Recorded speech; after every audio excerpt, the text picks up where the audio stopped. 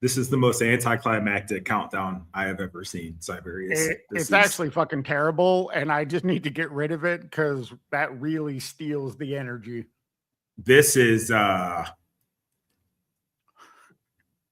ruining my whole weekend, that countdown. I mean, that was something. I'm glad it's over. Anyway, hello, YouTube. Welcome to the live. I have Speem joining me. So welcome, Speem. Jesus Christ. Fantastic start we're off to. Thank you. Thank you for having me, sir. It's been a while, Speem. What's been going on, man?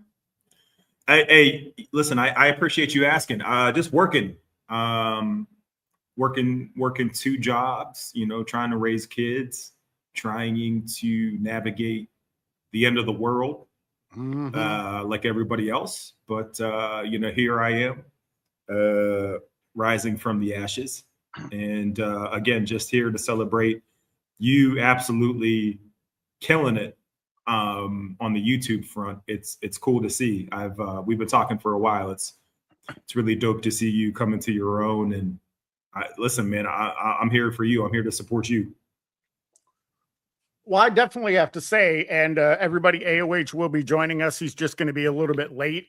But the reality nobody gives a shit. Let me real quick. Let me interrupt you there. Nobody cares about AOH. Let's just move past it. Go ahead. All right, let's move past it. Yep. But it's because of your guys' live streams that you did, for years. It's why I started a channel. I wanted to be a part of that. I just kept thinking to myself, while you guys were doing it, that's a club I want to be in. And so I finally just said, fuck it, it's time. And, it's taken a while, as it should, to learn your speak of the devil. Welcome, AOH. AOH, if you were talking, you were muted. We cannot hear you. Hello. How's that sound? There we go. Hello. Are you calling from Cybertron? Does it sound terrible? No, it's just real echoey. It's something. Yeah, it sounds like you're in an auditorium. I assume that's how your inner monologue sounds, AOH. Real echoey, real omnipotent. What's that sound like? Better. Much better. Yeah, much better. Okay. I was actually trying to use a fancy microphone I invested in for mobile, and I guess it sounded like trash. You may just have to dial it in. Doesn't feel good having audio problems, does it? Oh my God. Woodage, what up? What up? Shout out to Woodage. Sneaker collection. My sneaker collection has not been getting the attention it's needed. As it turns out, a lot of these utility companies, a lot of these electricity and gas companies prefer that you pay them. So I've had to pay my bills as of late.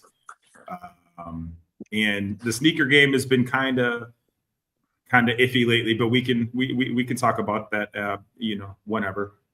You decided to feed your kid instead of buy sneakers, huh? Yeah, I'm a good dad. I need to be celebrated as such in every conversation, especially as a half black man. AOH, if you have it your way, that's how I'll say it. Half black man. I don't give you. I don't give you half either.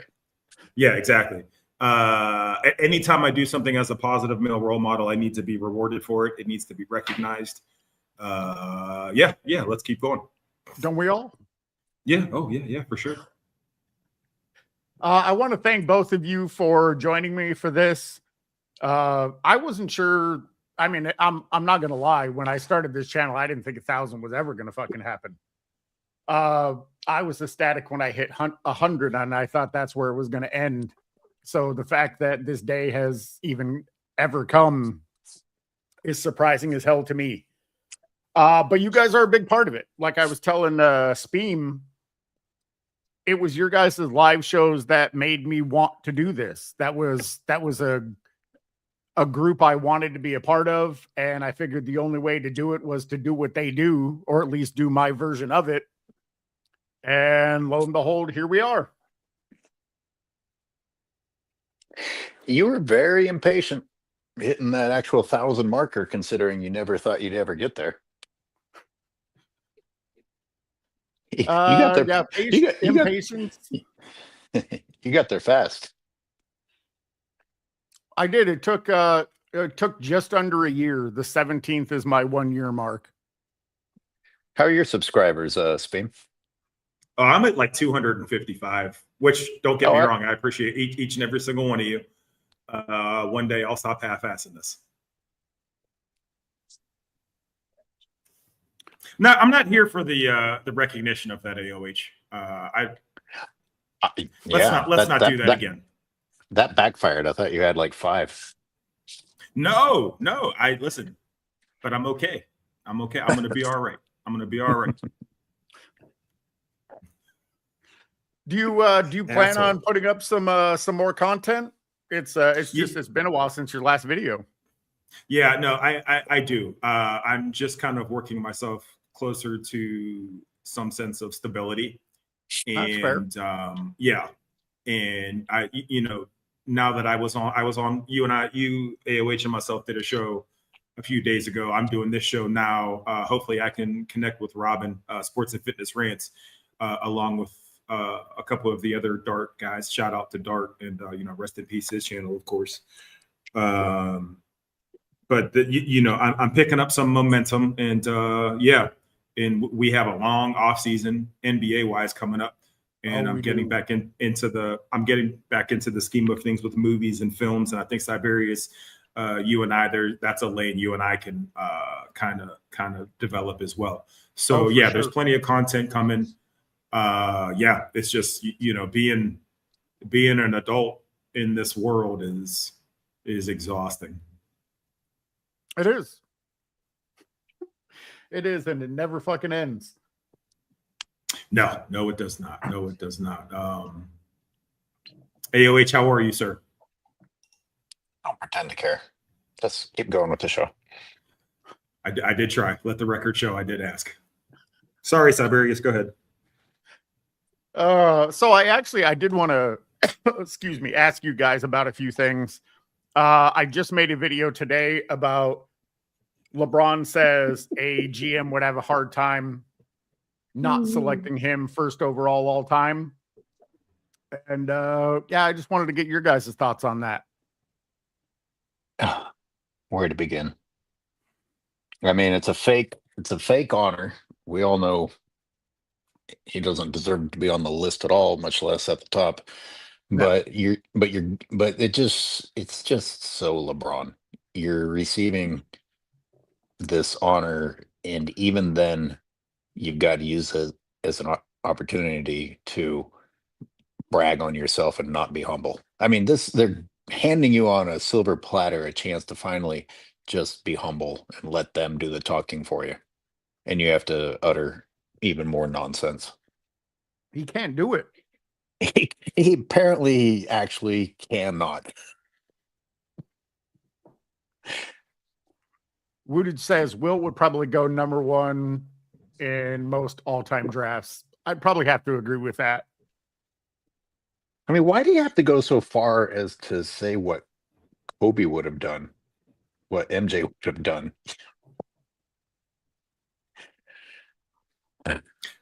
Because AOH, it is making no matter what answer you answer with, it's going to make it safe by saying that somebody else would do or say that exact same thing. In the entire time we've been watching this man play, and I'm using the word man very sparingly. I was going to say, yeah, right. I think maybe once or twice have I ever seen him say quite flat out, I'm the greatest of all time, or something along those lines, in a setting where it actually had some kind of weight, as opposed to him saying it in one of his films or having someone say it for him. And even in those instances, it was shaky at best. The most significant example I can think of is on his little bullshit barbershop show where he said that one there made me the best of all time. You could hear the shakiness in his voice when he said that, and Lord knows he'd been rehearsing that in his head and probably rehearsing that live thousands of times, making all those poor production folks sit in that room while he says it over and over again, trying to convince himself that he's the GOAT. And even then, him saying it out loud sounded shaky. So I think he's on a personal discovery of his own, trying to figure out how to maneuver around that, because there's no way in his heart of hearts he knows that there's no way he's convinced that what he's saying is accurate. Oh, no, unless he's a complete sociopath, which is almost like Jack the Ripper level of sociopathy. People who are convinced of things like that don't feel the need to say those sorts of things, like Michael Jordan staying quiet. It's true. The one thing about that clip that I don't think gets addressed enough is after LeBron says that and Rich Paul says, for so many reasons, the look on his face says disgust. Like, on whose face? On Rich Paul's face. He's Go disgusted? back and watch it. It looks like he's disgusted saying those words. Oh, I don't know. Oh, come on. You need to go back and watch it. Were you telling me that Rich Paul had some integrity at some point in time? I don't believe that for a second. Well, no. I don't necessarily believe that. I'm just saying that disgust has a very distinct look on somebody's face, and it's the same on every person's face. You don't think that he disgust? You don't think he was expecting him to say that? I don't know. I mean, I don't necessarily know the context of the disgust, but it's not good. Like, seriously, I would encourage both of you to go and watch it. I mean, as painful as it fucking is to watch, but it's just 1 second, and it's after he says it, when Rich Paul says, for so many reasons, that look on his face is disgust. And the reason why I noticed it is because I've been contemplating making a video of every time one of his teammates has given him that look of disgust. I can't remember who he was when he was on the Heat, and he's wearing a Heat jersey. So I have to imagine they were playing in Mexico, and the guy sitting next to him, and he's like kind of dancing. And I don't remember who the guy is. And I know I should know who it is, but I just can't remember. But he's dancing, and the guy is just looking at him like, you're such a fucking child. And then he just gets up and walks away from him. He doesn't say anything. But there's been so many occasions where his teammates or people around him have given him that look of disgust. And I was going to make a compilation of it. It's just going to take an inordinate amount of time. Well, so Cyberius, real quick at AOH, the easiest example to find disgust from LeBron's teammates is if you ever look at this most recent season, the Lakers tried to shoehorn in this forced celebration that LeBron was doing, when he'd throw the ball up and it would take a second bounce and then everybody would bounce at the same time. It was like the dumbest. It was like watching people maybe with learning challenges try to come up with a new game or something along those lines, right? And you can see it in the respective teammates' faces that they don't want to be doing it. You can see the look in his son's face, in LeBron's son's face at a press conference. He doesn't want to be there. You can see the look on his face in the game. He doesn't want to be there. There's no joy. There is no joy on a LeBron James-led team. True. And that's been consistent since like forever. The only teammates I've ever seen enjoy themselves playing with him were Kevin Love before he became clinically depressed because of LeBron James, and then maybe Matthew Dellavedova, and then maybe Mike Miller. Other than that, you can tell everyone's upset. Shout out to Lynetta 402, Mario Chalmers. And Mario Chalmers owns LeBron's soul because he punked him in front of the world. He did. So, that was great. There's no enjoyment around. No matter how hard they try to make it seem like he's fun to play with, he makes his teammates better, and he's such a giant kid, blah, blah, blah. And he's talking about his cookies, blah, blah, blah. He's not. It's a forced narrative, just like everything else. Oh no, J.R. Smith got the real LeBron.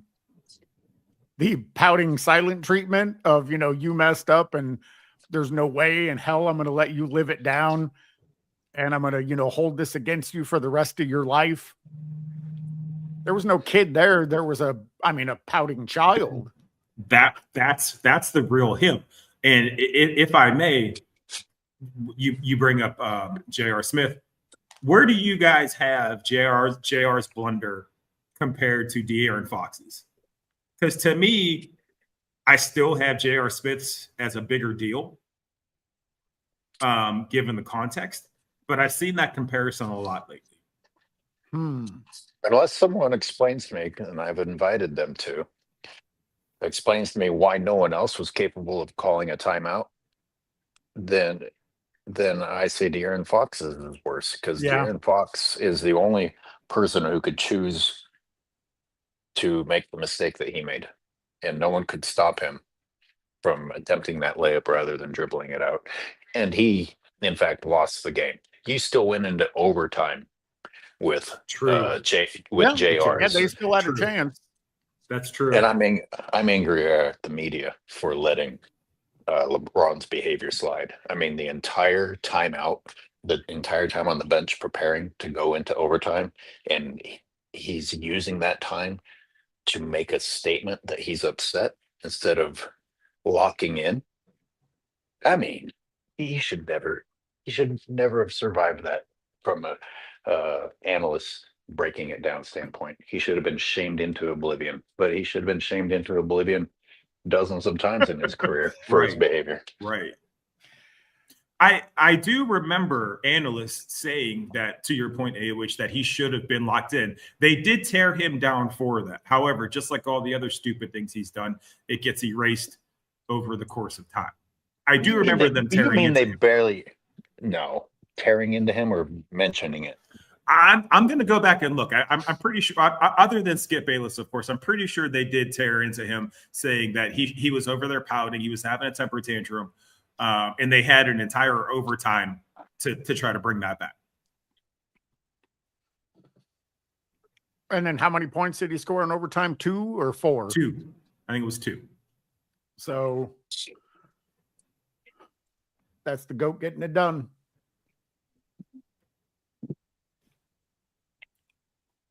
But yeah, it's still something that I will probably work on over time.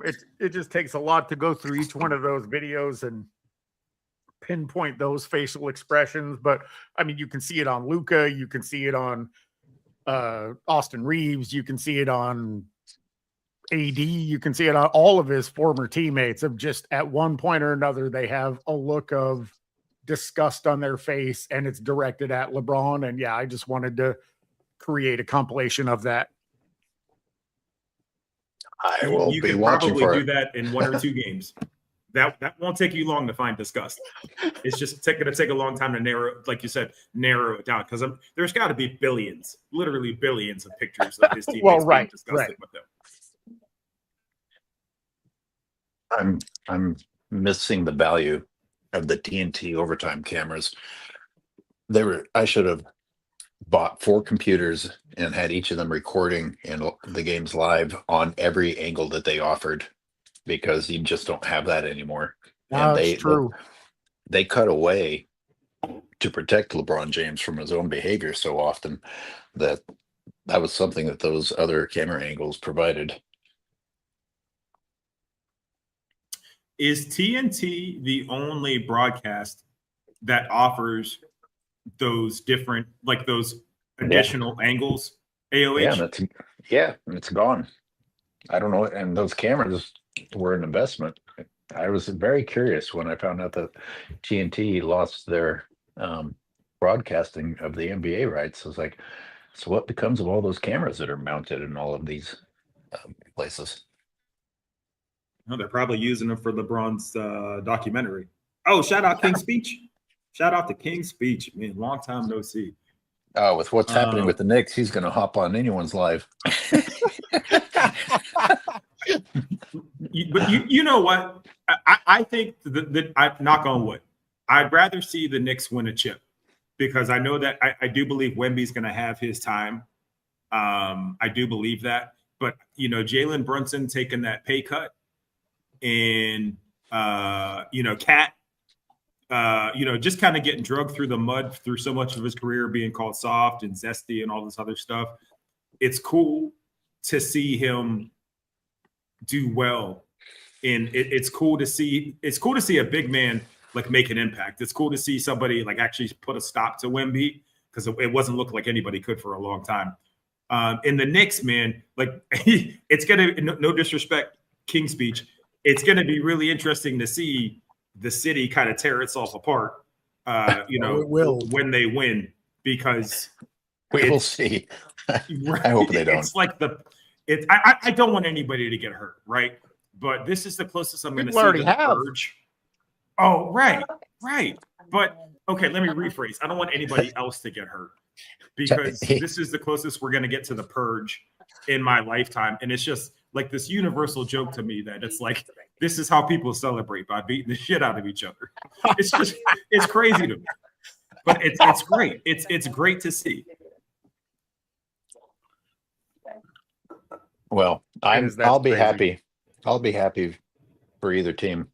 I certainly don't have anything against New York winning, but that losing the way that they lost Game 4 is that's just despicable. I really don't want to see any team fucking play that stupidly.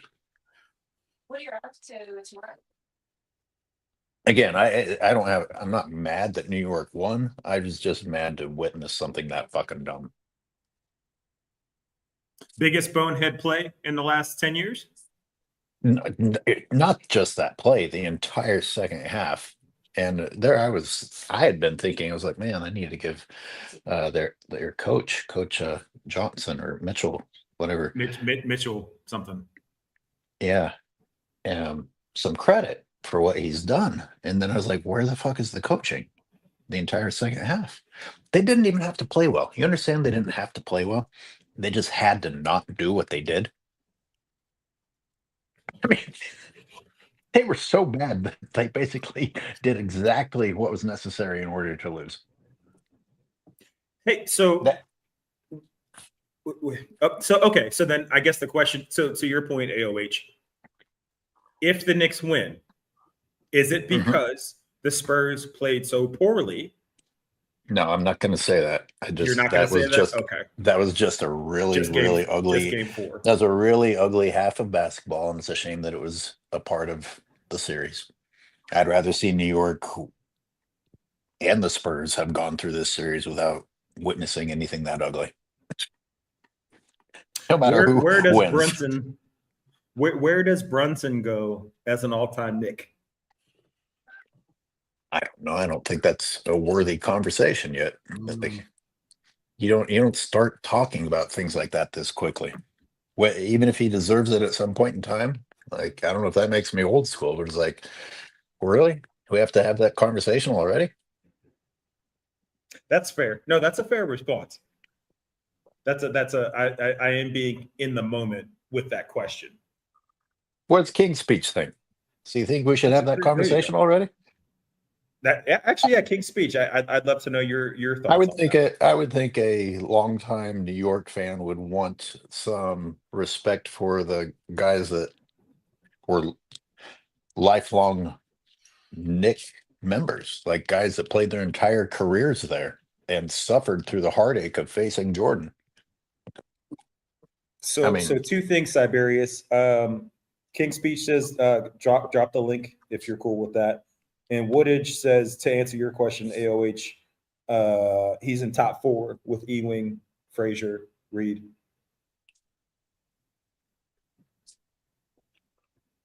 Wow.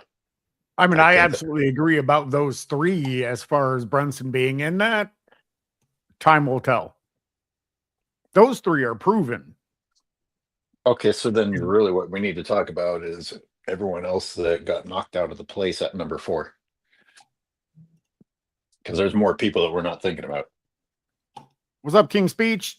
King Speech. What's going on, guys? What's going on, man? Just getting ready. Getting ready. It's been a long time coming, man. The city is getting ready. I know what you see on TV. You see a lot of craziness. You see a lot of this and a lot of that. A lot of watch parties. You got traffic signs going upside people's heads, and all the rest of the WWE crap. But I mean, no, real talk, man. It's the concrete jungle, man. You go look, man. You know you have any of you guys been to Times Square over in your lifetime? Yes. Absolutely. Oh, so AOH, you've been there, so you know it's a scene, right? Yeah. You know it's a scene. So like New York is just the city of everything. We've been really starved. Like we've had our baseball, we've had our football. We have not had our NBA. Like even if the Nets would have won, no one would care. It'd be like 5 dudes. It'd be like 20. It's like 20 Net fans here, even when they had KD. But the Knicks are the heart. They're the pulse of the city. I mean, you got watch parties going on everywhere tonight. You know, obviously not. I think outside of the Garden, they still watch that one. I don't know. You can get in the Garden you can get in the Garden and watch it for like $20, but they resold those tickets. I mean, like the tickets to watch watch in the Garden is probably like $150 if you wanted to go. Like if I wanted to go get it right now, probably like $150 on Ticketmaster to watch a game in San Antonio inside the Garden. It's wild. I can't say I'm surprised. I mean, yeah. People will buy the tickets for $20 and resell it. That's just just how it goes. King Speech is down in a bunker getting ready for this, by the way. He's pretending that he's chill with everything, but he's down in a bunker for his own safety, even as he's calling in. Yo, Yep. Now look, we have erased. Hold on, I just dropped it in the chat. We've erased 5 20-point leads in the playoffs since last season. The rest of the NBA combined has done it 4 times. So, you know, San Antonio did it to themselves a little bit, but we also did it to them. You remember one of those 20 last year was when I was on with Zay, and Karl Anthony Towns had that 21 point fourth quarter. Yeah, I remember. I remember. Yeah. So, you know, and shout out to Cat, man. He's been awesome in his playoffs. He really has. Defensively, he's been awesome. He's against Wemby, he has really shown up. Like Wemby has a hard time getting by him. Look, Wemby's time is coming. He needs a go-to move. Do y'all think what would y'all say is Wemby's go-to move?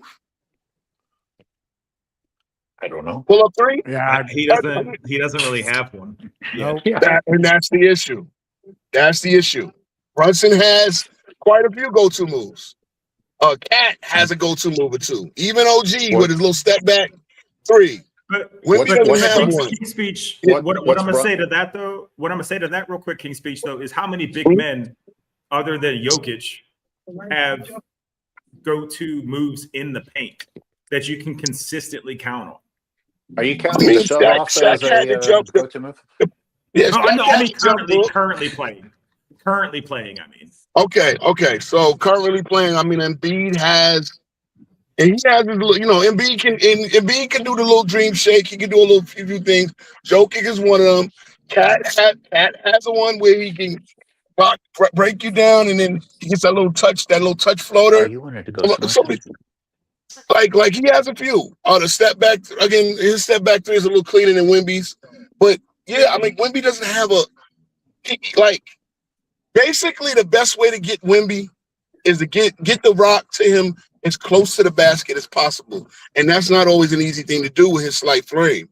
So yeah, I mean he's an ultimate weapon, but he needs that. He needs a jump hook, like because even Shaq, who had a limited bag, as we all can agree, had that jump hook, like, you know, post up, boom, boom, boom, feel the contact, boom, jump hook. You can go to that in 4 quarters. I don't like Wemby. Look, Wemby has a big arsenal, but not if you need a basket. And this is the problem. It's like this is why Fox is taking these shots, because he's the one with the go-to repertoire. Castle a little bit. Harper is going to get there. But Wemby, if the team is going to, he's going to be the go-to. If he's going to be the man, he has to get a move set down pat. And why doesn't anyone else have a jump hook? yeah, So someone said it in the chat. I was thinking of him, Hartenstein. Thank you, Woodage. Hartenstein was the guy I was thinking of. He has that little soft, that little floater. Yeah, that goes. Yeah, that little floater. Yep. But real quick though, King Speech, I have to say, and I was maybe the world's biggest Laker hater during the Shaq and Kobe days. But when Shaq decided to learn footwork and learn how to basically be like a 400-pound ballerina around the basket, that to me was one of the greatest evolutions of a big man playing ever. I don't think we've seen anything like that really from a learning standpoint since him. I mean, I think Embiid has great footwork. I think he has a nice touch, but he never had that physical dominance that Shaq had before Shaq learned to move that light of foot. When he decided to do that, there was no answer for the Shaq Kobe Lakers. And I think Wemby, like you see him, like, you know, sitting with monks and practicing with the dream and doing all these things. I think he's always going to take pull-up threes, though. It's really weird. And I don't know if he's going to learn that in San Antonio. Kind of a not good unfair luck comparison. to it, because that's just like, yes, he can make them, but we will live with you taking a three rather than getting to the basket. I mean, it's just a percentage of the play. If you need a bucket down one, Wemby is not the guy to go to, because again, like, right, the three that he took after, the mid range he took after game two, he's fading away. He didn't shoot it with confidence. Like, you understand? Like, I'm gonna live with that as long as you don't get the ball in the basket and get that high percentage 70% chance of going in, scoop layup or jump hook. Again, get the jump hook down pat. That will make you the guy they say you're going to be. It's the little thing. It really is. It's the little just. And again, I'm sure he's been well coached, but there's just certain things that you have to do to get to that level. And yeah, I mean, hey, I called Knicks in 5 before the series, and I called all close games and I said the Knicks will win these close games because our guards are more experienced. We have the guys that are going to make plays down the stretch, and that's the way it is. I mean, the officiating has been horrible. A lot of things have been horrible in this series, but yeah, man, it's been a good finals. And guess what? People are watching. Eureka, no LeBron, people are watching. 20 million people. What can you say? Between New York and the Alien, yeah. That's been true all year. Ratings have been higher without LeBron. Yeah. And that's not going to change the fact that Kendrick Perkins not going to change, and LeBron is not getting back to another final unless he goes and grips him.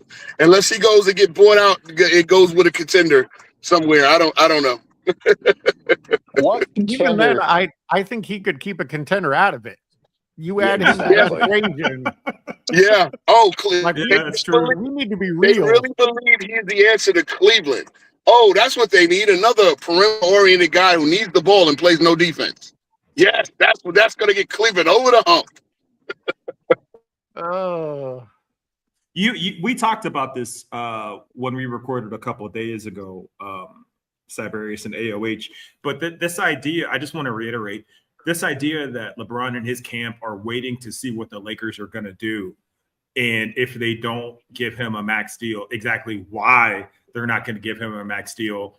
To me, it further exemplifies exactly what's wrong with sports, maybe even kind of the world in general, because I hearken it to the same idea of an employee that's late all the time or underperforming, coming to the boss and asking for a raise.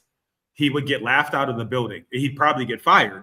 But in this scenario, we have to have a public conversation about why a professional franchise worth billions of dollars has to explain to an aging man, but don't forget he's a great father and a great person, and gives to every charity on the planet.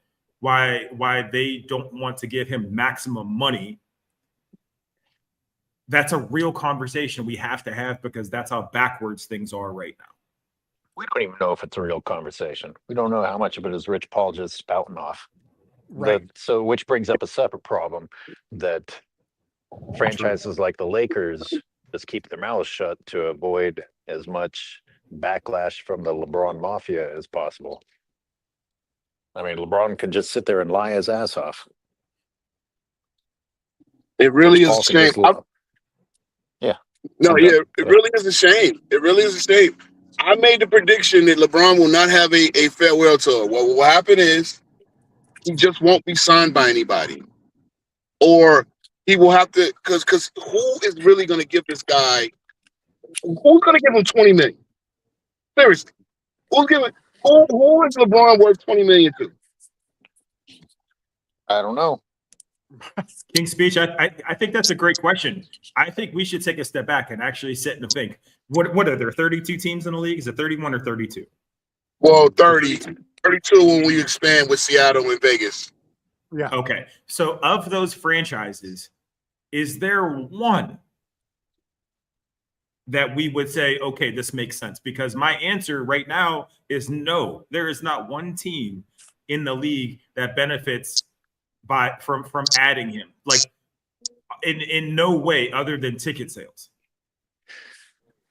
But Well, I think there that you has go. to go. They use Go ahead. even in LA they use that excuse, which is a terrible excuse in LA. You don't have any trouble filling the arena in LA for Laker seats. You don't have any problem selling Laker jerseys. But if he were to go to an absolute trash franchise, which he won't do, that's where you could maybe use the excuse of bringing in some revenue with ticket sales or the weirdos that buy his jerseys for every team that he goes to. But that's, on the other hand, I couldn't believe that the Lakers, even nearly 10 years ago, signed him. I didn't think that was possible. I thought he was done after getting swept all those times, and then the Lakers resurrected his career. I mean, you can't look at it from a logic or reason point of view. People keep signing fucking Harden. Like, you have to take that into consideration. What the fuck has Harden done for any of his teams? And they keep signing him and keep signing him and keep signing him.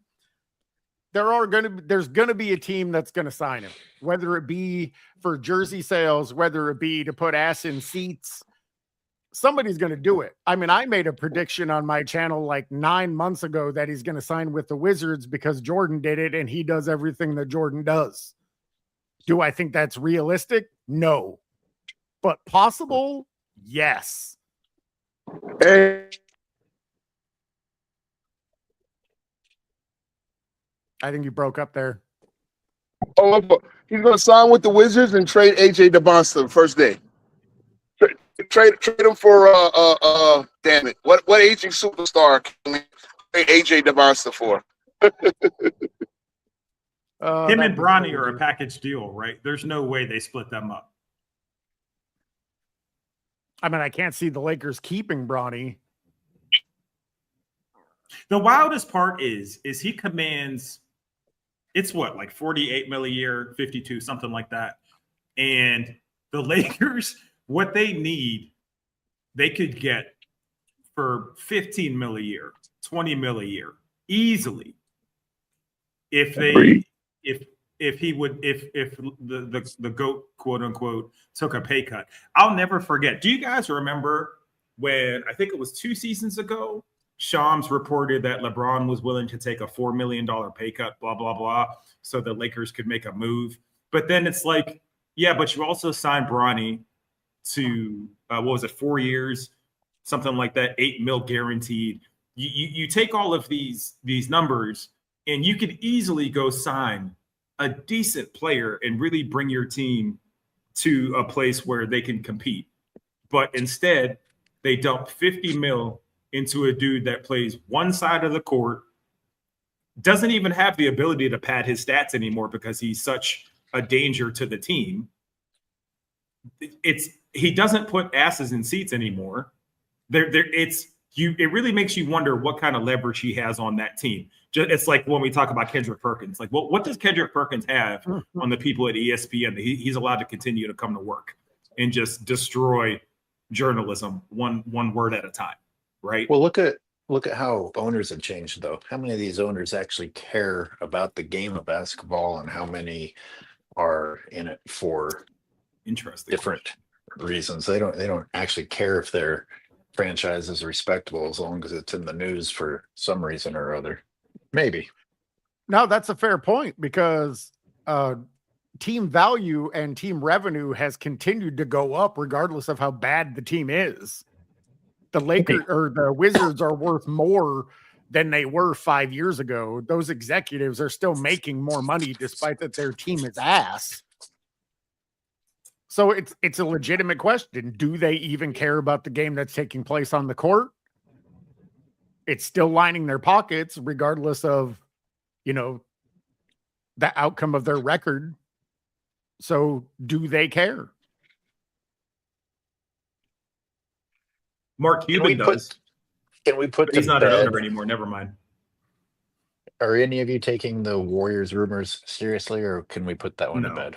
No, let's put no. That's I don't think so. I mean, I made a video about it because I saw that article, but is it based in reality? No.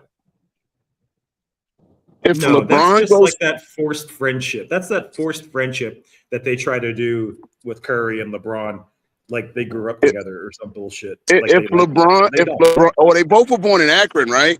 If LeBron goes to the Golden State Warriors, you're gonna have Blanche, Dorothy, what was the mother's name? Rose and Sophia. You're gonna have Golden Girls. You're gonna have a retirement community.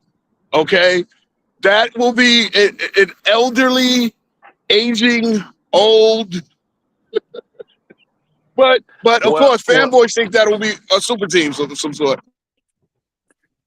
Steph still has quality ball left, though. That's the problem. Steph Curry can still impact a team winning. Like, he very realistically, if he's placed correctly, he can get a fifth chip, and we can put this whole stupid argument to bed. You know what I mean? King's speech was too accurate, though. The Warriors do tend to give people who are ready for the retirement home a last place to live. They do. Yes, and it's the thing. Here's the thing. Initially, you need young legs. Now, Steph is still like that. Problem is, you need a young guard next to him, a young, athletic. This is the thing. What the Lakers need, just like you were saying, Speed, the Lakers need somebody for about $15 million who plays LeBron's position, doesn't need the ball, but actually plays defense. And with LeBron there commanding $52 million to be a power forward who does not rebound, does not play defense, and just pads his stats and tell you, hey, this is value. That's not. You got Luka. You got Reeves. You already got 2 traffic cones. What do you need with the third one? You got Rui Hachimura. Rui's a baller. He is. He is. Only thing is, he's good. He's a good 3-point spot up shooter, and he's a decent defender. But he's not good enough to cover up for the fact that the other 3 are traffic cones. That's why if you look at the metrics, probably their best basketball was with Marcus Smart on the court, and he comes off the bench. And guess what? Marcus Smart plays so good defensively this year that he's going to opt out of that $7 million, and he's actually probably going to get $15 to $20 million on the open market for about 3 years. So the Lakers won't be able to afford that, and this is the problem. And then you got LeBron, who says, "I'm not taking no discounts," but it's going to go somewhere and take a discount. Make that make sense? Mm-hmm. Well, he's going to do it because he doesn't have a choice. Right, but they'll spin it, though. They'll spin it. Well, AOH said it best. You can just say things now. They don't have to be true. You can just say things. So he's going to say, I'm not taking a pay cut. A week later, take a pay cut. And then, like AOH just said, they're going to spin it. And it'll never be brought up again, ever. I mean, you see how LeBron when can't Rich lose. Paul said that there are 4 teams that want LeBron. Name the teams. Silence. Yeah, he didn't Because name there who are no wanted 4 Bronny teams. either. Exactly. Well, did the Warriors ever come out and say that they planned on drafting Bronny? No, they didn't say that. Everybody else but them did. But that's the story that was ran when he was in the draft. Oh, the Wizards were gonna draft, or I'm sorry, not the Wizards. The Warriors were gonna draft him, but they talked to the Lakers and they weren't gonna do that. They weren't drafting no fucking Bronny James. What are we talking about here? That was a bold-faced lie. Just like they said that he came in at the combine 6'4", 200 pounds or whatever the hell he is, and he's actually 6'1", like a $180. Lies. These are documented lies that never come back around, and they're never brought up again. One, I think it was Rich Paul that said nobody draft Bronny because he's not going there. Right, which is tampering, by the way. Yeah, well, they get away with that. Oh, Are there routinely. 2 of you? King's Speech. Yeah, I think. Yeah, I don't know. I bounced out and I came back in. I don't know. You got to Speeches kill will one of them. multiply. Yeah, there you There we go. go. Yeah, yeah. I'm multiplying out here, man. Oh man, I have a dilemma, guys. I have a dilemma. The Knicks need to win tonight. All right, they need to win because I got my family reunion in Orlando. All right, so there's a chance that if they won tonight, the parade will be Monday. If it will be Monday, and I can fly out on Tuesday. My wife and kid is already flying out on Monday morning. Monday morning, and I'll be flying out Tuesday, and I can make the parade if it's Monday. If not, I will miss the parade I've been waiting 40 years for. Shit. So, how often do you have family reunions? Family reunion could wait. it's yearly. It's yearly. And you know, that. down in Disney, it's just look the way these YNs are going to, man. Look, I'm an old guy. All right. So the way these young cats are out there right now, I'm like 50-50 on what or can I even take the whole scene? But like, I was in high school. I remember the OJ trial, AOA. Remember the OJ chase? Yeah, that's how long I was I've been alive waiting. I was alive for that. Damn it! Oh, that's right. They cut away. Yeah, they cut away. Right. I think it was game 4, game 3, game 4. One of them games. One of the later games. And we were up 3-2.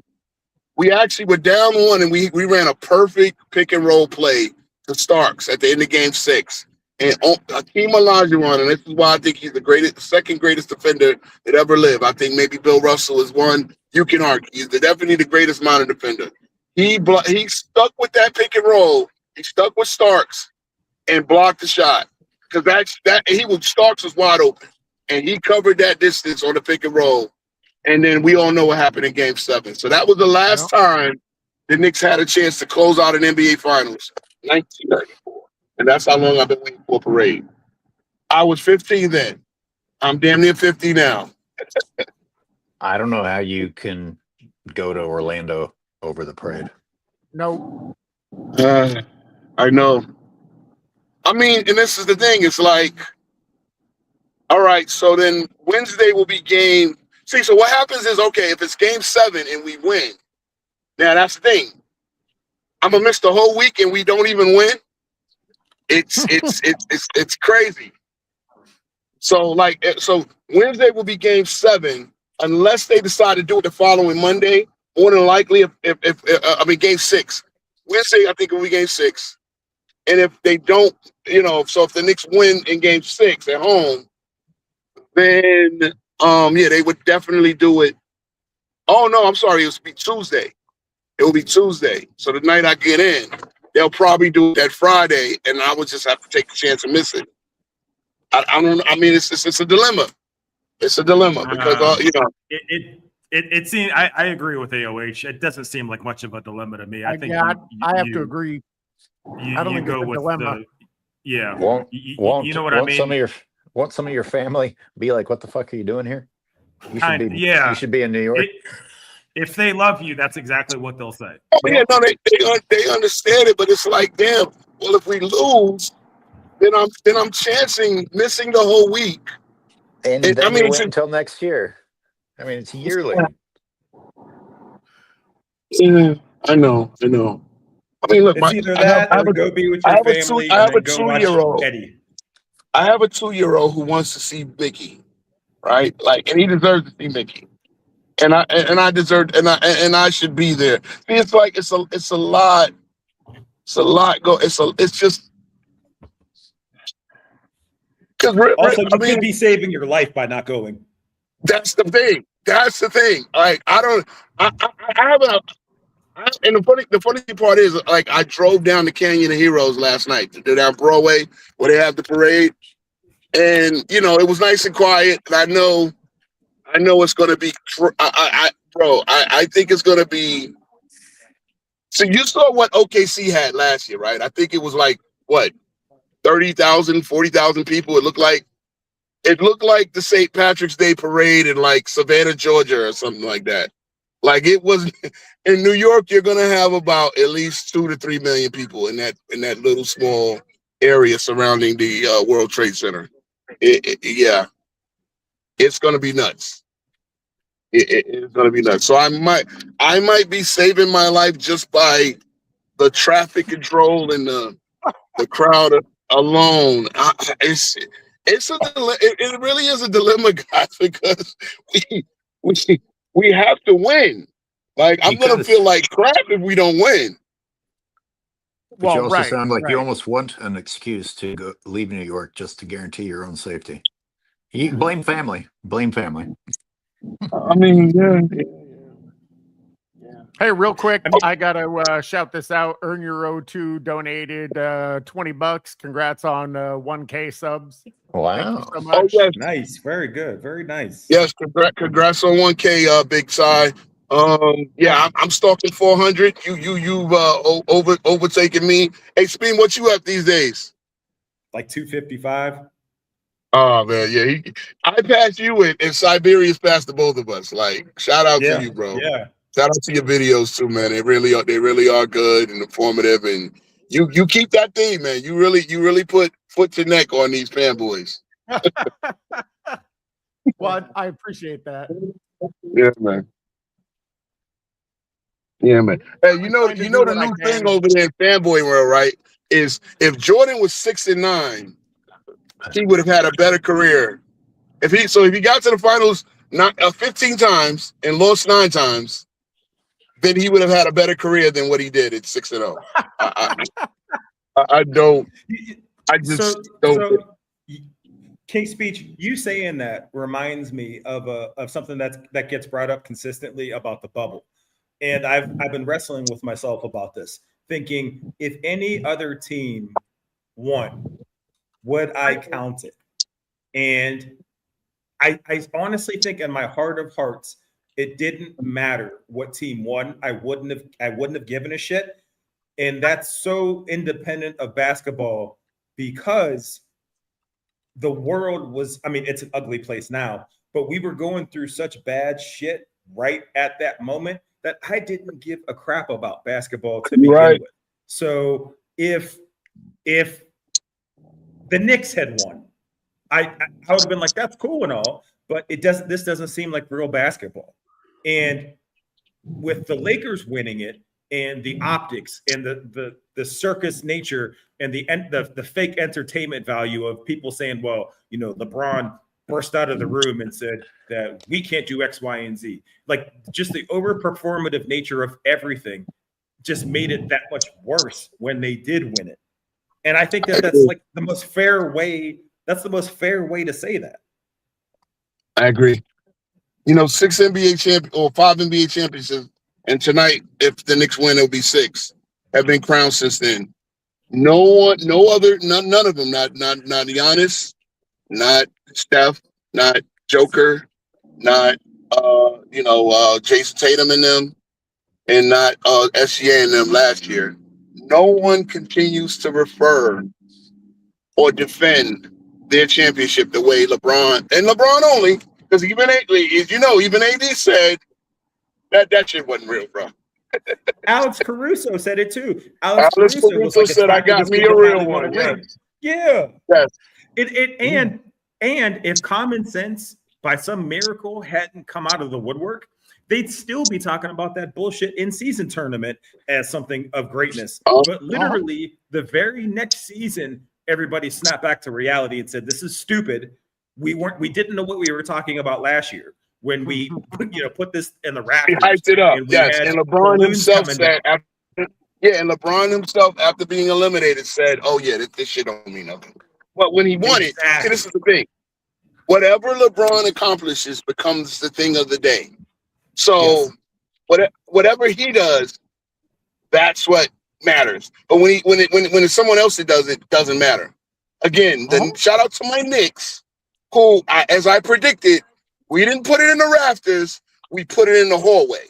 That little tunnel that you get there. I mean, if anybody been in MSG would know, there's a little tunnel you get to go down to get to the. That's where we put it.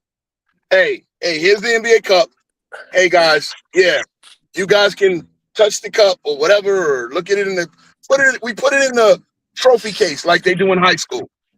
We didn't put it in the rafters.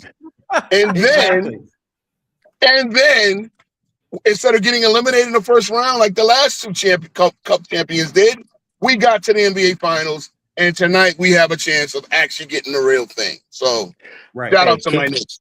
King Speech, I have a question for you. Sure. Actually, let me read Prozac's comment really quick. The Lakers, didn't the Knicks win? I'm sorry, it's Woodage. Didn't the Knicks win the in-season tournament this season? The correct answer is no one knows, because, as you guys just pointed out, no one cares again. I don't remember. I don't remember who fucking won. Well, everybody remembers the little hanky-panky incident at the end of it with Josh Hart. That's why they remember. What happened? Oh, that's right. What happened? A finger up the butt or something. Yeah, Hold Josh Hart. Josh Hart pulled a college. Yeah, he put a homoerotic college prank on his roommate. And of course, that's the only thing anybody can remind me. Shout out to the Knicks for getting to the finals, for erasing that moment in history. I don't even know what you're talking about, and I feel like I don't need to. Let's come back to that. Let me ask King Speech the question. Can't wait to come back to the finger in the butt thing. Let that be. Oh boy. How long, King Speech, is the New York NBA championship drought running currently? 53 years. 53 years, yes. Okay. Guess what? Guess what? That is a longer drought than Cleveland's drought that LeBron celebrates. And it's going to have taken Jalen Brunson a far shorter amount of time. Yes, it will. Yes, it will be. And Cleveland's drought, I believe, was Jim Brown. When was Jim Brown's last championship with the Cleveland Browns? So it wasn't even a Super Bowl. 64. 64. So yes, LeBron broke it at 52 years. The Knicks individual championship drought will be 53 years. Yes, and Jalen Brunson did it and for far less money. The Knicks are not over the cap like Cleveland was. The Knicks did not rely on a suspension, right? The Knicks will be up 3-1 and probably will close out, right? And I mean, but 2016 also is not even real. Yeah, LeBron will somehow take credit for the Knicks losing it. I mean, I don't know how he can, but he will find a way. Yeah. He'll certainly try. He may not succeed, but he'll try. Yeah, 53 years, bro. The fact that 27 years marked the half. When we got to the finals in '99, it's been longer since we've been to the finals back then than we had won the championship. So it was 26 years since the '73 championship. Now it's been 27 years since we've been to the finals. It's like, wow. I'm always going to ask you how you feel about Stacey Patton. Stacey Patton. Yeah. Is Stacey Patton and does Whoopi Goldberg get a ring? Yes, you should. If the Yes, you Knicks should. win? And Taylor Swift and Timothy Chalamet and all. I don't. I'm sure they'll find a way. Hey, Dolan has a lot of money. I'm sure they'll find a way to give rings to all of those celebrities who he pays to go to the games. But look, it's big business, man. It's big business. Shout out to Do you Spike have Lee Knicks because he fans? actually pays for his ticket. I was gonna say, so Spike Lee is the only New York fan that I still recognize as a real Knicks fan. How do New Yorkers feel about Timothy Chalamet and Ben Stiller and all them guys? Are they well received? They are. They are. I mean, most of them are real New Yorkers. Fat Joe, Fat Joe is definitely a real New Yorker. Chris Rock, Best Style. I mean, Tracy Morgan, same thing. I mean, obviously they make it a photo op, right? Seinfeld and them coming in, Larry David. They make it a photo op. That's what it's all about. It is about a photo op. It is to get their face on TV. So it adds value to both the Knicks and it adds value to them as well. I mean, who we don't accept is our man Stephen A. Griff. We don't accept Stephen A. Griff because the way he killed the Brunson signing, because he was that heartbroken over not drafting Jalen Duren, who, by the way, full circle moment, y'all saw Jalen Duren in these playoffs from all-star to single. Battery 46%. Yeah. But Steve, and he tries to take credit. Oh, I put my foot in there. And Stephen A. Smith, please. Right before the playoffs, we watched you say the Knicks have no chance of winning it.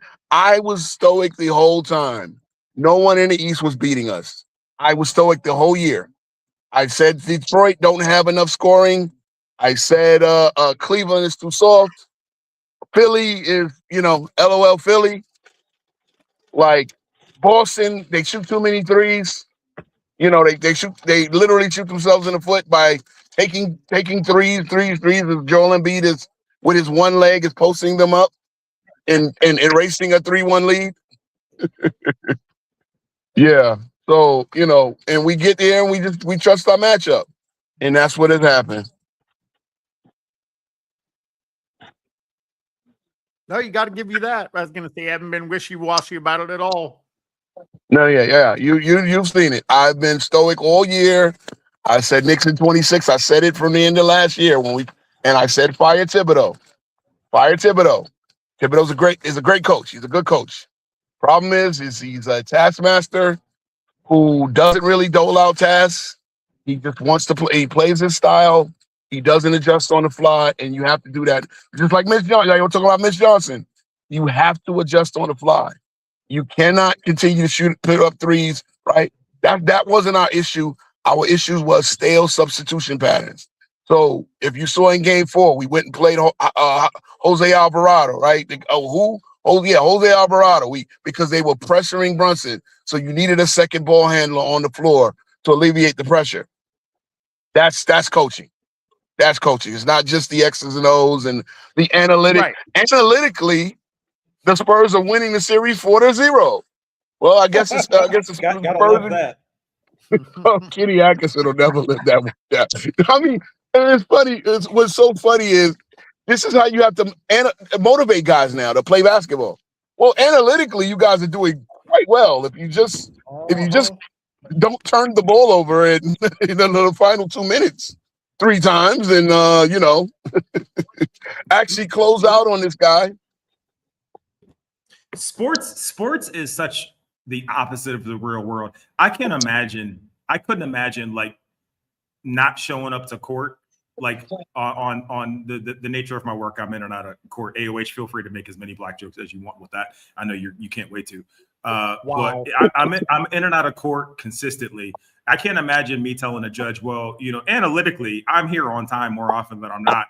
So, I've done nothing wrong. They don't operate in the real world in any capacity. And there's certain things you don't say out loud And him saying, well, analytically, what did he say? We were up 3-1, 3-0, We or were whatever we it were was. up by being well, yeah, we were up 2-1, and he said because it was one game where it was just like the Knicks just beat their ass so badly and you can't even. But yeah, he said analytical, we're up 2-1. We're up 2-1 in the series, so that's something to hang your hat on, guys. The the nature of sports is who scores more than the other. Yep.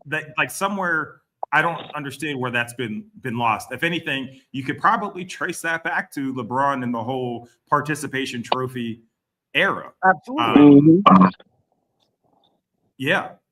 Yeah, it's that expected win-loss percentage thing that goes. It basically shows you what shot should have went in, and again, the shots go in or they don't. If they don't go in, it's because maybe you're taking a higher degree of difficulty shot. But it's like the game script, and people really think there's a game script. It's like, no, basketball is react, attack, react, close out, defend.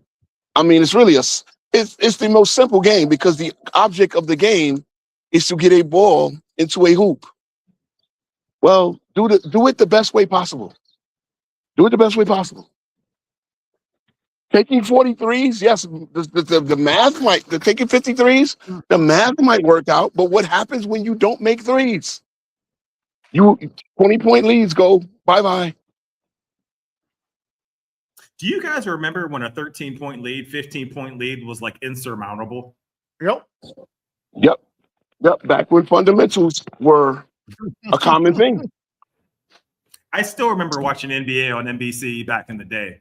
And I used to be so angry when like the Jazz were playing because it's just like, here comes the most boring basketball ever, right? Just like Malone Stockton, pick and roll. Here we go. And the scores would be like 80-60. And it's like that game is completely over with, right?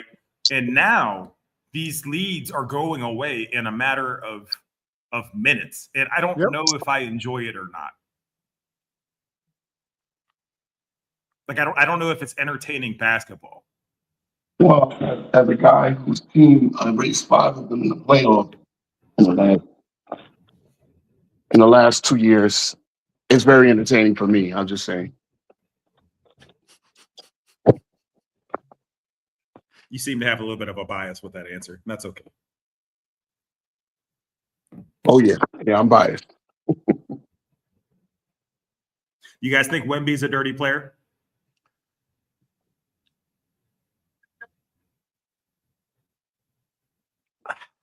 That I don't know. I think there's a hint of dirty in there. The whole shoving Brunson to the ground thing. I mean, that's not something that a clean player does. I don't even know what the hell that elbow was that I don't even know who he threw it at, but it seemed awkward. Like that one I even have a little bit of a hard time determining if it was intentional or not because it was just ugly. I think I kind of want to see Wemby take on the villain role. I think the NBA, I think that would be good for basketball. I really do. I think if he just because he already has that, like, that the closest we have to that Mamba mentality, right? Just like, I'm going to do whatever it takes to win, F everybody else. I think that if he embraces that villain role that I wish Giannis would have, I think he could maybe become a problem for the rest of the league for at least the next decade. I think my only issue with that is I don't think his body could sustain that role. I mean, he hasn't even played 70 games yet in his 3 seasons. I don't know if he's built for villainy. That's an interesting point. That's a really good point. Whereas obviously Giannis is. He can take on that physical punishment. Yeah. The NBA needs a quality villain. Oh, it does. I mean, it would certainly help. That's not Dylan Brooks, right? Because it's like, yeah, he's the quote unquote villain, but nobody's really concerned about him. No. And again, going back to the 2000s, I hated the Shaq Kobe Lakers. I hated them with a passion. And it's because I knew that when they came in the building, you're probably not beating them. It's like when Randy Moss went to the Patriots, right?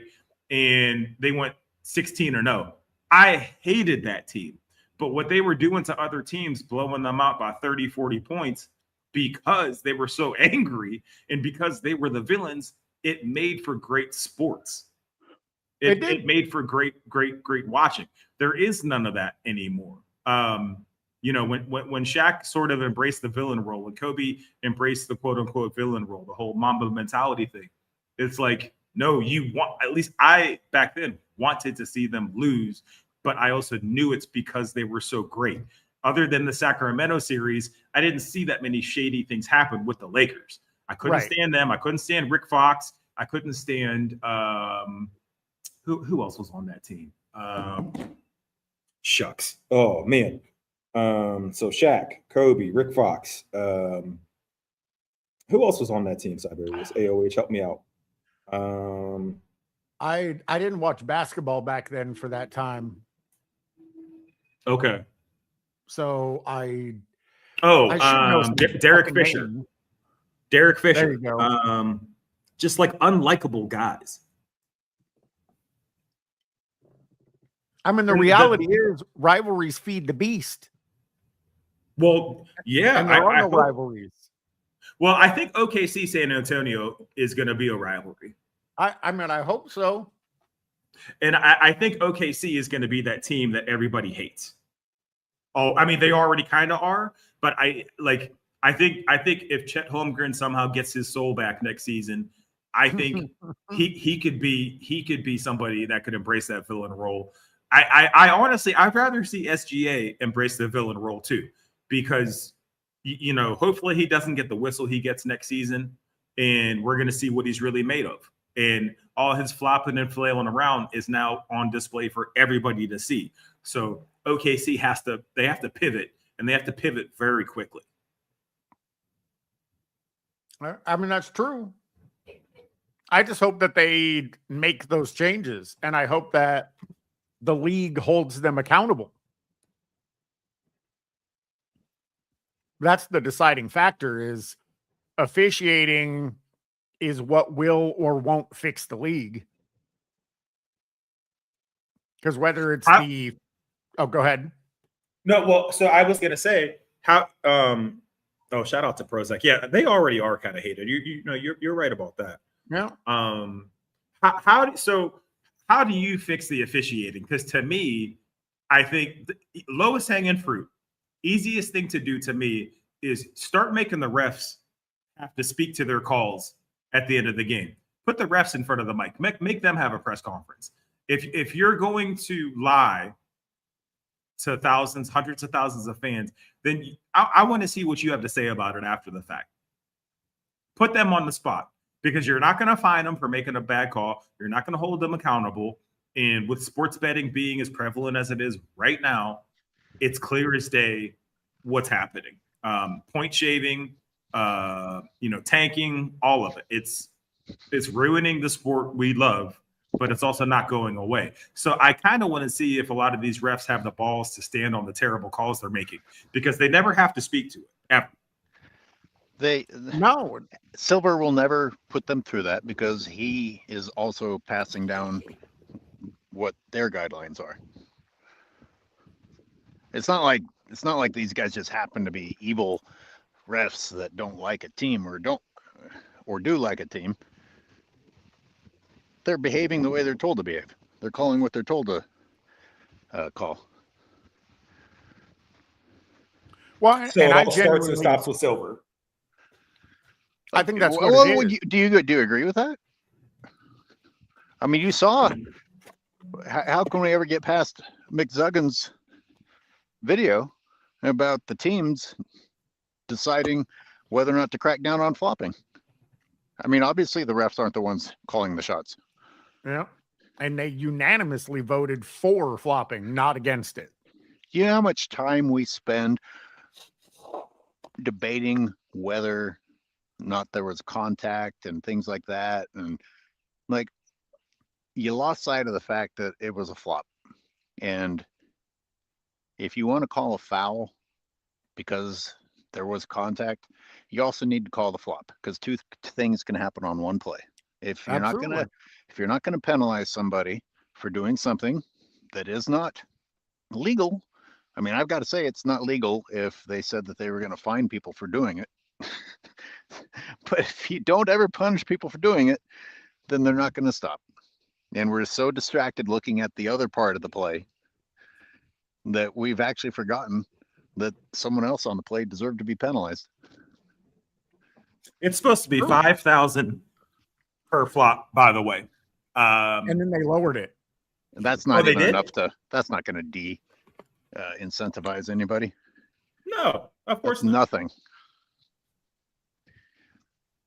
Yeah, they dropped it from 5,000 to 2,000 because 5,000 wasn't going to make a fucking difference, and 2,000 really isn't. Wow. And then in Pineapple's video, he was also talking about the fact that they have brought in coaches essentially to teach flopping. Yeah. So it's not going anywhere unless the officials on the court call every single time. I mean, I made a video about it, and obviously it was a little bit over the top with, the harsh penalties, because they're never, ever going to go for that. But it has to be consistent and immediate, or the problem's not going to go away. Yeah. And $5,000 or $2,000 or even fucking $10,000, that's not a lot of money to a millionaire. They'll just pay it, and who cares? Go about their day. Or the team will pay it. Well, right. Or more than likely the team will pay it.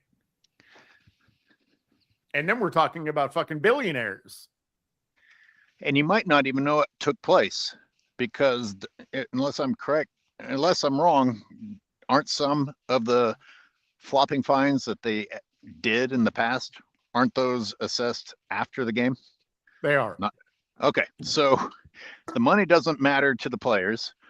It's not going to make the headlines. You're going to have to dig up whether or not anyone even did get fined, and it's not going to change how the game is being played. Then it still doesn't matter, even if someone gets fined. Yeah.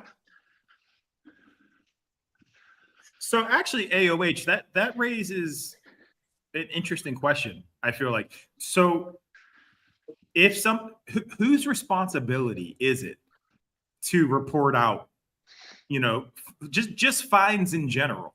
Because if we don't go look for that information ourselves, we never find it unless the player is significant enough, right? So doesn't the NBA, are they not expected to report out, fines, or whether, for example, whether a flagrant 2 is taken down to a flagrant 1 or vice versa? Do they just choose when they want to do that? Because I would think that they have a responsibility, not that matters, but they have a responsibility to report something like that out. I think maybe it's supposed to be public information, but as far as reporting, I don't know what that is. See, if Pineapple Okay. Midrange was still around, that is absolutely a question I would raise to him, because he's Right. great at finding that shit. But that's not possible at the moment. I'm sure the fines might be listed on NBA.com's page somehow, right? Maybe. I know Sean will report the big fines and penalties, right? But as far as let's just say, I don't know, who's the equivalent of Chucky Atkins, right? A guy like that. I'm trying to think of a 13th man who might get a certain fine for flopping or whatever.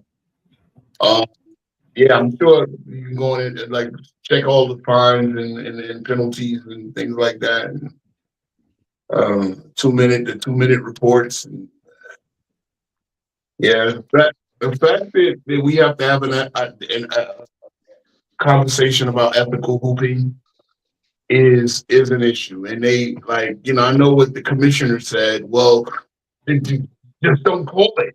No.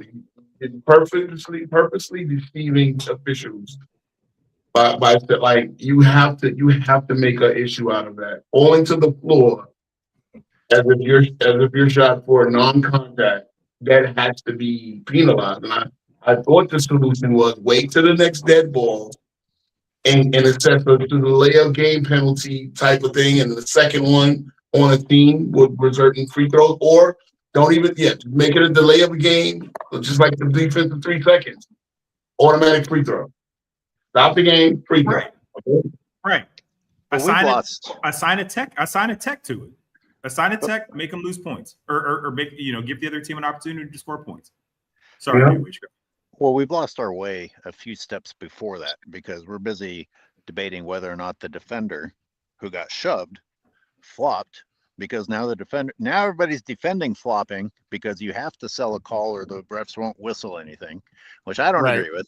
I don't want to spend time worrying about whether you're selling a call or legitimately flopping. Neither one of them should really be a part of the game. But when the refs also are failing before that in allowing offensive fouls, and we're becoming so accustomed to push-offs that now people actually think it's part of the game, then we could correct everything else that comes after that if we officiated the first part correctly.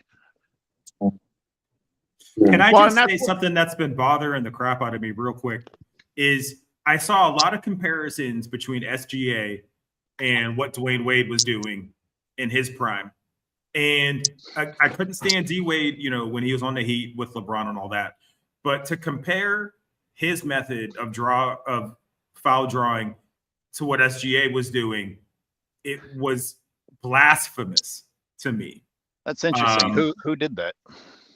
I saw something on not Fox Sports. It was ESPN, one of those clutch ghost channels, right? It was something on Instagram, and they were pulling up a D Wade highlight reel of him drawing fouls, and then doing a side by side with what SGA was doing. And there were people saying see, it's all bad, but it's just no, you don't understand the difference. You don't understand the context. And I've been struggling to figure out how to compare the two. But what D Wade was doing, as much as I couldn't stand him, is not even close to the same level as to what's taking place now. It's interesting though. I do remember in 2004 thinking to myself, Dwayne Wade's sure on the ground a lot. And I kind of started disliking him. Now, how to compare that to today, 2004 is way too blurry for me to try and do that. but I do remember having that thought. I was like, this guy's on the ground too much. But the difference with Wade, number one, he was a legitimate athlete. And I guarantee you, without even looking at the video, if you watch the Wade portion, he was legitimately trying to score. Now, if you're flying through the air for sure. Yeah, if you were legitimately trying to score and getting the ball up at the basket and selling the contact, I have no problem with that. But when SGA will take a bad angle, and because the guy cut him off, what he will then do is make an unnecessary, seriously, there was a silhouette of him, right? You know how we have the LeBron whining about the no challenge that Darvin had, right? So there was a silhouette of him putting his body into a literal K. Right? He's flopping to where his body forms a K. And they put that in the OKC symbol. And this is what with SGA, he just a lot of times he gets himself into trouble. He knows he has no angle. Yeah. And then he'll try to draw contact. And he's not getting a shot up. And the player plays perfect defense, but he will sell the contact. Cohen's, all of the memes of him, like the guy in the video. I'm not fouling you. SGA looks at him, drives up to the basket, bumps into the guy on the other side of the rim, and the referee calls out. This is what SGA pretty much does.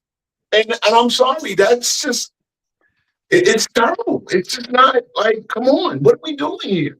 To your point, Dwayne Wade was a very athletic driver to the hoop. So, if he's actually trying to score, even if it's a crazy difficult attempt that has a low chance of working out, It's different than today where the guy is basically in the falling motion at the beginning of his shot.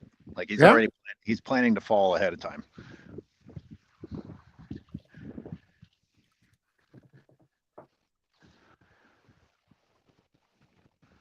That has to be stopped seriously. I mean, we can change the draft lottery that we know that they fix anyway, right? The draft lottery process now. So if you're in the worst three, can we actually solve what we see on the floor? We get this from that tanking is a problem, right? All right. So you just like you got the Indiana Pacers, they tank, right? They tank. So what you did was you made sure that their pick landed outside the top 5, so they would lose it to the Clippers. Okay. So you refigured the lottery process. So you did that, no problem. And we actually the stuff that's on the floor when I have to literally turn off games in the conference finals because I just can't watch that crap. Can you fix that? Can you fix that? Well, just don't call it. Oh God, Adam Silver's the worst commissioner in it. We've had bad commissioners in baseball. Bud Selig was a bad commissioner, right? He was a non-commissioner. He was an owner serving as commissioner. He was a better commissioner than Adam Silver. I'm not lying. I'm kidding you not. And yeah, baseball went to crap under Bud Selig, and it still is. Well, King's speech, it makes it even worse to your point because you went from David Stern, who for as much for whatever you don't like about him, he didn't put up with the shits at all. So you go from that to the complete antithesis of that, but also this idea that somehow the sport has never been in a better place. It makes it that much worse. Yeah. I mean, and the only reason is because it's content, right? It's entertainment. It's not the game. That's why it's in a good place because now, especially with the pandemic, ESPN was almost on the rocks. They almost were going to go bankrupt because they had nothing to show. Yeah. So now this is why they're in the business with the WWE because they know if the next pandemic happened, well, hey, sports might shut down, but wrestling, hey, we can show WrestleMania 27 on our channel, and we can show the Stone Cold Steve Austin's greatest matches. So content is key, and that's all the NBA is. But it's just a bad product. It's not. I don't want to watch these games. I can go back and watch some Bulls games, some classic Bulls, Knicks or Bulls, Jazz, Bulls, Suns, and Suns, Magic. I can watch those games. I can't watch this. I really can't. If my Knicks are hard, yeah. I know you say all that until the Knicks win tonight, and then you're going to be like, I love this game. Well, I will watch the 5 20-point comebacks we've done over the last 2 years. I can definitely watch those. So are you guys familiar with the credit draft that's coming? The credit draft? Yeah. So they've already initiated the change. It's only in place for 3 years, but teams, it's no longer a lottery, it's a credit draft. So each team, and this is all speculation at the moment because they haven't officially announced it yet. They're not going to do that until the off season. But so each team will be given, say, 30 points, and you basically bid your points on players. So if you wanted to, regardless of what team you are, in that round, you could say, I'm willing to spend every point to get this player. You get that player, because the likelihood of any other team being willing to do that is unlikely. Now, they said that part of what's that? Is this the college draft? Like the NBA? It's an NBA draft, like AJ DeMond and all these guys, right? Yeah, it's on NBA.com. They even I made a video about it and I posted the article from NBA.com about it. And part of the reason why they made this change is because now they're saying that they can penalize teams for tanking. So if they think a team has tanked, like say the Pacers, they can fine them 10 credits that will affect their drafts going forward. Because the thing is you don't ever you only gain a certain amount of points each year. So you're given an amount at the start, let's just say 30, and then each year you're given 5 points, 5 points. And again, this is all, they haven't released the exact details. So they were just using examples. So you get 30 points at the beginning. Each year you're given 5, but that's all that you're given. So once you're out of points, you're out of points. So they're saying, and I mean, and again, like I said, I made the video about this. I don't think this is a fucking good idea, and I don't think it's going to fix any of the things that they think it's going to fix. It will If anything, not. I think it's going to create entirely new problems.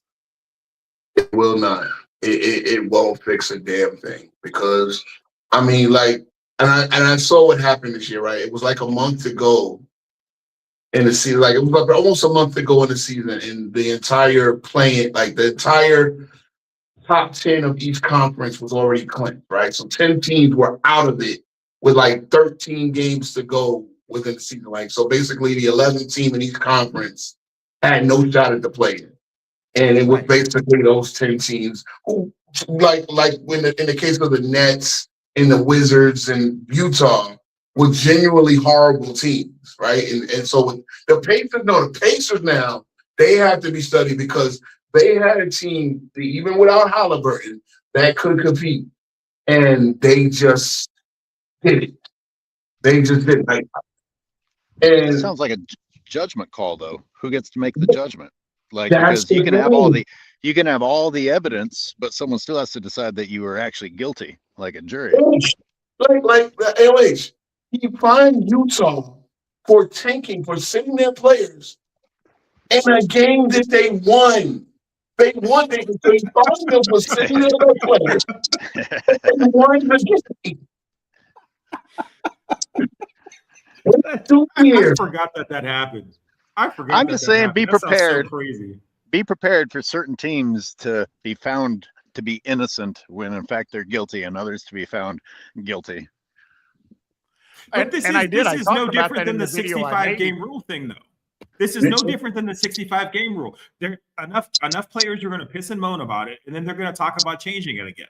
And we have three guys, including Wemby, who play 64 games, who like were eligible for awards. Which is, again, you're doing gray area, right? You get, like, here's the thing with the technically flagrant foul points, right? So let's just say the Knicks are winning by 30 midway in the second quarter. What's to stop at the third quarter? What's to stop Wemby from literally just using all his Shaolin, Bruce Lee, Shaolin monk, Taibo, whatever the hell he's doing, and just literally kicking everybody on the floor as much as he can till they throw him out? And obviously, the suspension doesn't mean anything, because they'll lose anyway. Like, I am not a fan of suspending any player in the playoffs anyway, right? Find them, like, suspend them for the next year and make it a good suspension, Silver, because we all know you're very light on suspensions anyway, right? But the player actually loses more money, because the game checks in the regular season, especially when you're a player of Wemby's caliber, even with his rookie deal, right? It's more than he would lose in the playoffs anyway. So I don't know. It's just it's kind of stupid there as well. Like, you're playing a dangerous game with that, though. You're playing a dangerous game with that, because I agree with you here and now, right? But then what's to stop it? If you're going to set the precedent that you're not going to suspend a player during the playoffs because of X, Y, and Z, now you're having a conversation about a player's importance, right? Now you're having so I know a lot of people say, well, if Draymond Green doesn't get suspended, the Warriors probably win that series. But looking back at it, it's like we don't know that, and B, he's ugly. I just want to throw that out there. I just want to remind everybody. Yes, he is. He's an idiot as well. And C, how do you weight a player's importance to the team on whether or not they should be suspended or not, based on the whatever action it was that took place? Granted, his was different because he had I think his suspension was because of, it wasn't just that, it was like a series of flagrants, right? Yeah, it was the technical. It was a technical point because obviously they went back and gave him a technical for talking trash to LeBron. Here's the problem, Speen. He should have been suspended in the OKC series because he got most of the points, Speen, by kicking Steven Adams in the nuts. Steven Adams. Multiple Steven times. Adams was a junk, I remember. Multiple times. And so the one that pushed him over the edge was the finals talking trash to LeBron. Think about this. Okay, remind you, they pushed. I think they remember they walked back. They rescinded one of the technicals or one of the flagrant twos. They turned into a flagrant one retroactively, which took his points back, right, and allowed them to play against OKC. I think they were trying to push Golden State past OKC that year. So they said, well, hey, if they don't have Draymond, Golden State's going to get home. We can't have our 3-win team not make the finals. I know Kevin Durant and versus LeBron might be a good, but no, we want to see Steph versus LeBron again. So they walked it back. And then you suspend him for talking trash to LeBron. You get what I'm saying? Like the kicking the guy in the nuts thing should have been a suspendable offense itself. But the one thing that teetered over was him talking. So we could make it. Because mind you, I feel like they would have won. So we could get a game 7 out of it. That's where you look janky. Yeah. But what you run into is now you're playing. To me, this is just me. Once you announce what the penalty is, you should leave it there because here's what happens. To your point. If you go back and you downgrade, a flagrant 2 or a flagrant 1 or vice versa, now you're tipping your hand. There's no way that anybody that watches the sport of basketball or has any semblance of critical thought would sit there and say, oh, that seems straight up. No, it's obvious that you're tipping the scales and you are now basically going back in time. You're using a time machine to change an event and how you feel about it to literally have an impact on the future of a series. To me, that I don't even understand how that's legal to begin with. A and B, if you're gonna do it, it's like don't piss on my back and say it's raining, right? It's like one of those. I feel you. It's just nuts. It really is just nuts. And again, I don't trust Adam Silver as a leader of this league. You can't. I mean, he's good. Yeah, you can't. Like we all know that whatever. I mean, he'll spend millions of dollars to light up the court during these stupid in-season tournament games. That he won't clean up he won't make the rule book actually clear. And this is where us guys we just can't. Yeah, we can't really get into it. I mean, I used to love all basketball games. Like I didn't like the Knicks are playing tonight, so of course I'm watching, right? But if it's not the Knicks, I mean I can watch, but I can't really get into it. I used to get into Sonics versus the Jazz in the conference semifinals. You know what I'm saying? Like I used to really get into it. Like I really be entertained by those games. Now with the 3-point shot and the flopping and yuck. No, that's exactly how I used to feel too. I started watching the NBA in 1984 when I was 8 years old. Even at that time, I took this shit way too seriously. Now, the Bulls were my team, but it didn't matter if they weren't playing. I would still pick a team and be invested in that game. It didn't matter who was playing because it was quality basketball on the court consistently. Every fucking day that the game was on, it was consistent, solid, fundamental basketball. Mm-hmm. Now it's none of those things. So why the fuck would I want to watch? Why would I? What are they giving me to tune in? They're giving you, I don't know, content. I mean, you can really see what a good 3-point form is. Like, I mean, the 3-point shot is just. I mean, it's not exciting. I mean, I guess maybe if you hit it. If you hit it from the logo like stuff, right? If you're having a shooting heater like a Steph Wood or even a Caitlin Clark or I don't know you're having one of those. That's it. It's like, That's it. but You need both. That's it. I don't want to see Luke Cornett light it up from three. I want to see Luke Cornett get to the post and give me a jump up. Wemby hitting a couple of threes. And Wemby should not be shooting. If Wemby shoots 10 threes tonight, the Knicks are champions. If Wemby shoots between 4 and 6, San Antonio has a chance of winning. Trust me. So if Wemby shoots 10 threes, they're going to lose. Even if he makes 5, they're still going to lose. Yeah, it's true. Cyberius, to answer your question, what the NBA is that what they're asking you to watch is not basketball. And I'm going to steal the word from King's speech. What they're asking you to watch is content. What they're asking you to watch is not basketball in its purest form, which is one of the most beautiful things on the planet.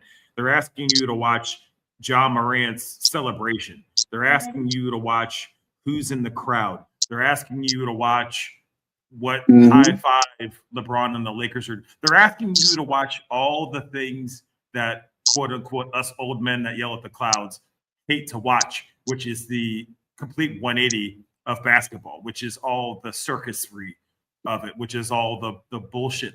That's what the NBA is asking you to watch, and that's why we hate it, because almost none of it has anything to do with basketball. It took me 2 years to realize that when somebody says they liked Ja Morant's celly, that meant celebration. I just figured that out like a year ago, right? And you know what gets more clicks than anything? A Ja Morant attempt at a dunk.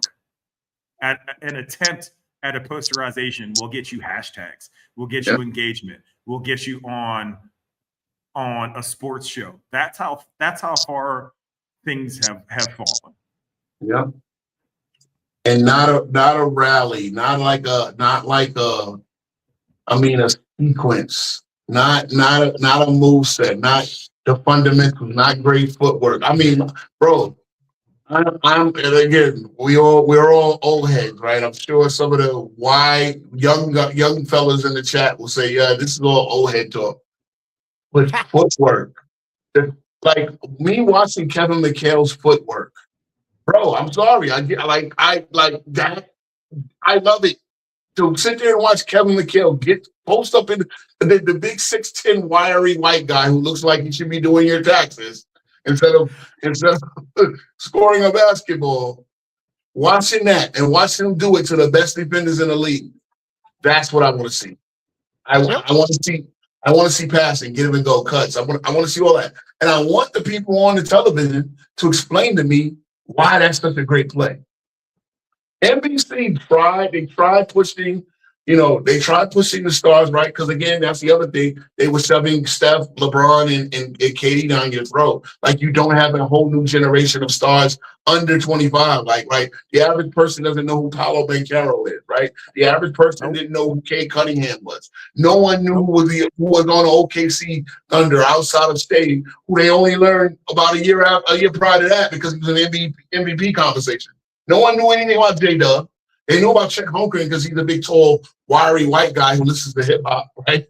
But other than that, who looks like Abraham Lincoln's long lost great grandson, right? But other than that, we didn't know, and this is the problem. You have such a great product, and if the coaches stop being copycats, so they can survive, and they start understanding, hey, yes, the 3-point shot makes sense, but guys, we don't do it like in the fourth quarter. When we're trying to nurse the lead, we don't need to keep throwing haymakers, 3-point shot from the logo to keep a 20-point lead. Like, we don't need that. So let's just go to this part of the playbook and I was talking today about this. Let's just go to this part of the playbook and come up with the 2-point, the mid-range, but this analytics nonsense that the 3 is worth more than the 2. Yes, worth more than the 2 when you're making it. And when you miss 8 in a row, it's worthless. Yep. So, and that 15-point lead, which you just had it at the 5-minute mark, 6-minute mark, is now a 4-point lead at the 2-minute mark. You might want to do something different. I mean, hey, this is why AI. Hey, I saw these AI like little clips, right? This is why AI doesn't work. Because remember we were scared that they were going to AI was going to replace real actors acting. And you watch all these AI sequences, they're so phony. You can easily tell, right, when Morgan Freeman is AI, like you can tell, like it's no real emotion there. That's why you can't replace the real emotion of an actor, of a Denzel. You can't replace that. You can try to mimic it. This is what this analytic basketball is. It's not understanding, hey, there's certain things you need to do. There's nuance. There's certain things you need to do in a situation where you're in a high pressure situation. Yeah, shooting the 3-point shot works in the first quarter, the second quarter. But now you're up 6. You don't need to be taking any 3. You, like I was saying about Wemby, what's his go-to move? Yes, Wemby will be terrific over the course of a game. But when you go, you say, I'm in your head, and then you go 3 for 7, 4 for 15 the rest of the game. You're in your own head. You just you're pretty much you gave yourself fellatio, and then you pretty much hit the bed after that. I mean, what can I tell you? I'm sorry. I mean, you make an excellent point, because the analytics have removed the human factor from the game, and the human factor is what makes the game beautiful. Thank you. It's the improvisation. It's the creativity. It's the fact that every fucking team is a carbon copy of every other team. Yep. They're all running the exact same play, but you're not having to plan for them like the physical Knicks of the 90s, or the physical Pacers, or or the perimeter defense of the Bulls. You're not having to change your game plan because everybody has the same fucking game plan. Yeah, the full court press of the Sonics, right? The mid-90s Sonics would press you full court. Yeah. The defensive presence of the Pistons. Yep. I mean, what are we talking? Remember when White Chocolate? It was White Chocolate, C-Web, Doug Christie, Bobby. I'm blanking on his name. That Kings team was the one team in the league that you could sit and watch, have fun playing basketball, but also have some level of like spice to it. And now every team is like that. Yeah.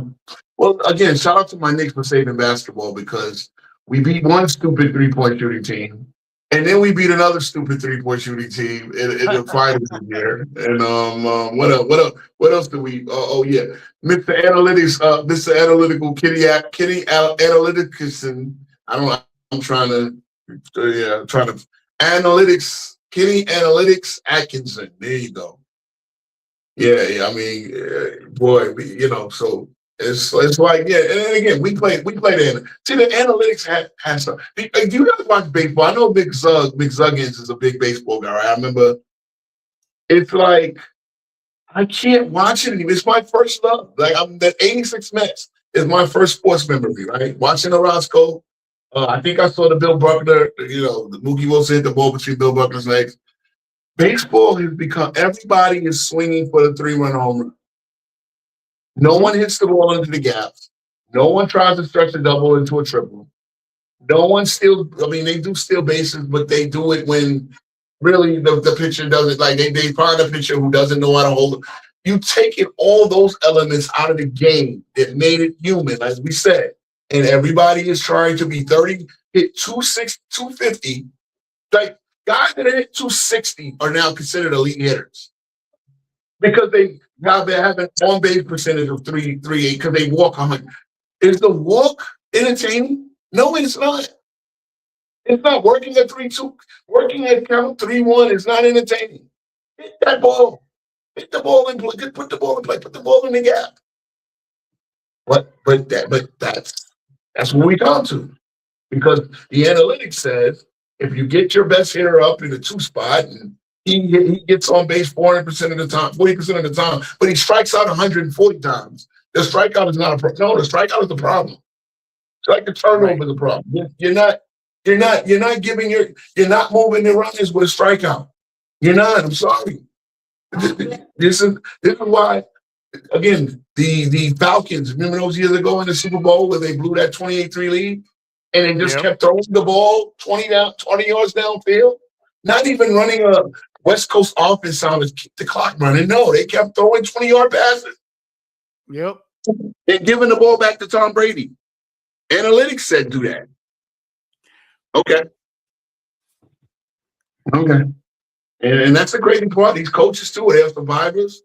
Like the analytics department says this is the way we should play. So you got to find a coach who feeds into the analytics, who doesn't think, who doesn't have instinct. Hey, who doesn't say, oh, okay, well, let me get Harrison Barnes in here for at least 5 minutes and see. Because he is at least a veteran, right? Remember, he won the first champion and got to the second one with Golden State as a young player. Right. Was what, 12 years ago? So all that experience he has accumulated since then. Let me give this guy 5 minutes and see if he can stem this tide that's going on right now. No, that's exciting. This is my best lineup.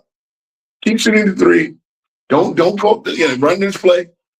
Run this play. Okay. Thank you. I'll take it. I'll take the Larry O'Brien. I mean, yeah, who knows what the hell's going to happen. I actually just realized that it is almost 5 o'clock and it has been almost 2 hours. And I apologize, guys, but I have got to go. Not a problem. I got to get ready for the game myself. Hey, congrats again on the 1K. I appreciate all you guys checking in. Yes, sir. It was a good show. I appreciate it. All right, King Speech, I'm going to pray for you for tonight, for your safety. Yes, sir. I'll be good. All right, bro. Cyberius, I'll talk to you a little bit later. Yep, later. Peace.